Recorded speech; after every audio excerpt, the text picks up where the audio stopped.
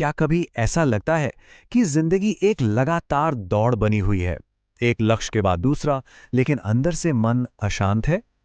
अगर जवाब हाँ है, तो ये चर्चा बिल्कुल सही जगह है। आज हम उस आंतरिक खेल में महारत हासिल करने के राज को खोलने जा रहे हैं।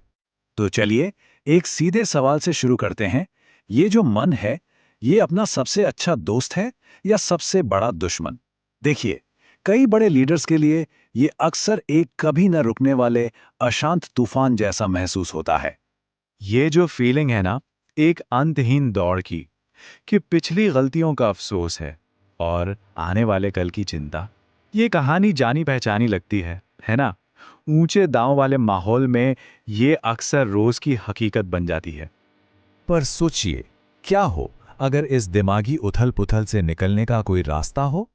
चलिए, आज हम इतिहास के दो सबसे बड़े मास्टर्स से सीखते हैं, एक ऋषि और एक रणनीतिकार, के दबाव में कैसे शांत रहा जाए और कामयाब हुआ जाए। ठीक है, तो समाधान पर जाने से पहले ये समझना जरूरी है कि असल में ये बेचैन मन है क्या, इसकी प्रकृति क्या है।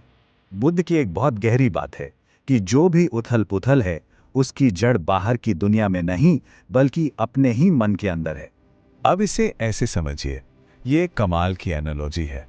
सोच कर देखिए, मन की जो नेचुरल स्टेट है, वो तो शांत है, बिल्कुल ठहरे हुए पानी की तरह। तो फिर इतनी बेचैनी क्यों? क्योंकि हम इसे लगातार हिलाते रहते हैं।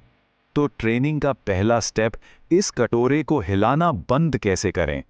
तो ये रहा पहला एक्शन प्लान।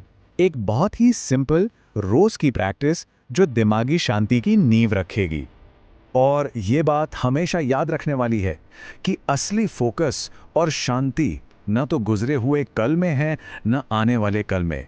वो सिर्फ और सिर्फ आज इसी पल में है। ठीक है, तो अब मन की शांति से आगे बढ़कर देखते हैं कि इसे बाहरी दुनिया में कैसे लागू करें। और इसके लिए हम चलेंगे महान रणनीतिकार चाणक्य के पास। चाणक्य हमें एक बहुत पावरफुल लेसन सिखाते हैं। जब प्रेशर बहुत ज्यादा हो, तो सबसे समझदारी भरा कदम होता है कोई कदम न उठाना। यही है स्ट्रैटेजिक पेशेंस की ताकत। ये है चाणक्य की प्रैक्टिकल टूलकिट, आसान लेकिन बहुत असरदार तरीके, जिनसे मुश्किल हालात में भी शांत रहकर सही फैसले लिए जा सकते हैं। लेकिन ये सिर्फ दिमागी कसरत नहीं है। इन तरीकों को काम करने के लिए एक डिसिप्लिन लाइफस्टाइल का साथ मिलना बहुत जरूरी है।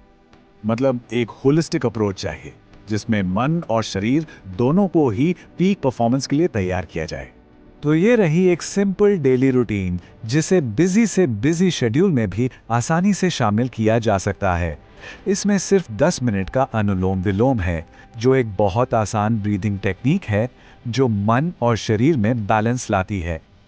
और अब हम आते हैं सबसे आखिरी और सबसे ज़रूरी बदलाव पर, नज़रिए के बदलाव पर। तो देखिए, असली मकसद मन से लड़ना नहीं है, बल्कि उसके साथ अपना रिश्ता बदलना है। उसे अपना मालिक नहीं, अपना सेवक बनाना है। तो सबसे बड़ी बात जो यहाँ से सीखने को मिलती है, वो ये है कि मन पर काबू पाना कोई जंग जीतना नहीं है। ये तो उसे सींचने और बड़ा करने जैसा है। और यह हमें याद दिलाता है कि जिस शक्ति और शांति को हम बाहर ढूंढ रहे हैं, वो कहीं और नहीं, वो पहले से ही हमारे अंदर मौजूद है। बस उसे खोजने की, देखने की ज़रूरत है। तो ट्रेनिंग तो पूरी हो गई है। अब चुनाव हर किसी का अपना है, और ताकत भी।